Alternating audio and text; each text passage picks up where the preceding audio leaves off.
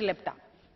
D'abord, mes félicitations au président Barroso. Il est bélier, comme moi, comme Maria de Sarnez, comme Joseph Daul. Voilà une bande de béliers ici autour de moi, mais qui ont quand même quelques remarques à faire sur le pacte pour l'Europe, Monsieur le Président. Parce que sérieusement, c'est bien que tout le monde maintenant est d'avis qu'il faut une union économique, qu'il faut de la vraie gouvernance économique, mais la question est capitale. Est-ce que le pacte pour l'Europe, est-ce que ça va vraiment créer l'union économique? Est-ce que c'est ce pacte-là qui va vraiment créer la gouvernance économique? Moi, je n'y crois pas du tout.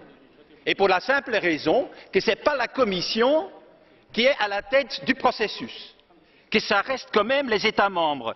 Et ce n'est pas moi qui le dis. Moi, j'ai le texte ici, du 11 mars. Le texte qui va être approuvé demain et après-demain. Et qu'est-ce que ça dit? Ça dit que les objectifs sont décidés par les chefs d'État et de gouvernement, que les engagements sont pris par les chefs d'État et de gouvernement, que le suivi est fait par les chefs d'État et de gouvernement. En fait, la Commission fait simplement le suivi technique, rien d'autre. Tout le pouvoir est chez le Conseil.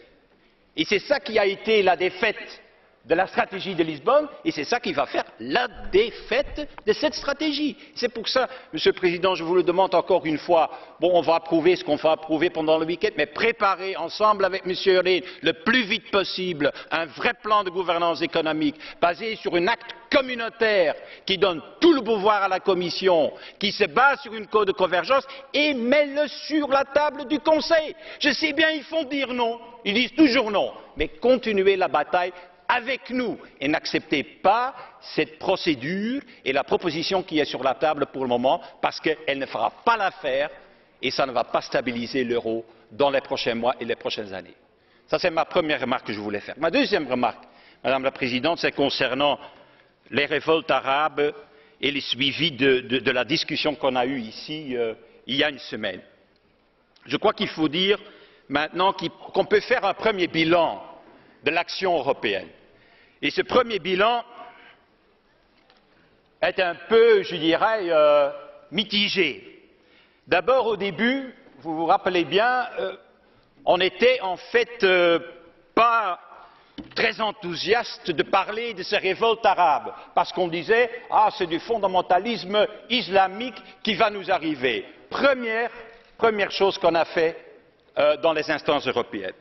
Puis, dans l'affaire de Libye, on a démontré le manque d'unité de l'Union européenne. Je trouve ça encore affreux que dans le Conseil de sécurité, tous les États membres de l'Union européenne n'avaient pas la même position, qu'il y avait 3 qui votent oui, qu'il y a 1 qui s'abstient. Eh bien, je dis, c'est contraire au traité, parce que dans le traité, il y a l'article 34 du traité qui dit que si, dans des instances, on parle de la politique étrangère, les États membres de l'Union ont l'obligation de se coordonner et d'avoir le même point de vue dans ces enceintes-là. Est-ce qu'on l'a fait? Moi, je ne pense pas qu'on l'a fait et qu'on a même violé l'article 34 du traité. Et puis, troisièmement, ce qu'on voit maintenant, je m'excuse, hier, Mme Ashton était dans la fête. Je pense qu'elle devait être ici aussi aujourd'hui quand on parle d'un dossier si important. Moi, je vois qu'il y a un manque de stratégie de l'Union européenne vis-à-vis des révolutions arabes. Ce qu'on voit sortir de décisions dans l'Union européenne, c'est parfois scandaleux.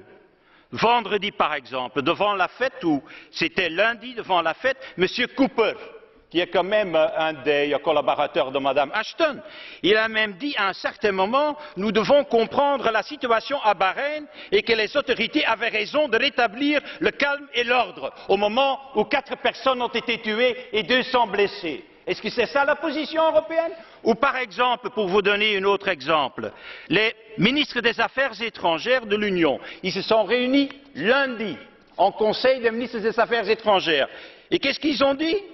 Elles invitent également, je parle du Bahreïn, les manifestants à s'abstenir de tout acte d'intimidation délibéré. Donc plutôt que de soutenir avec l'Union européenne ces révolutions et ceux qui sont dans les rues, ceux qui sont battus, ceux qui sont tués, non, ce qu'on fait, c'est tout le contraire. On dit ils doivent rester calmes, on doit faire attention. Eh bien, ce que je demande, c'est que Mme Ashton vienne à la séance plénière expliquer quelle est l'attitude et les stratégies qu'on veut suivre en Bahreïn, en Syrie, en Yémen, quelles sont les sanctions qu'on veut prendre et avec qui on va le faire. C'est ça qu'il faut faire plutôt que je dirais en fait, cette prise de position minable de beaucoup de leaders européens pour le moment dans cette affaire.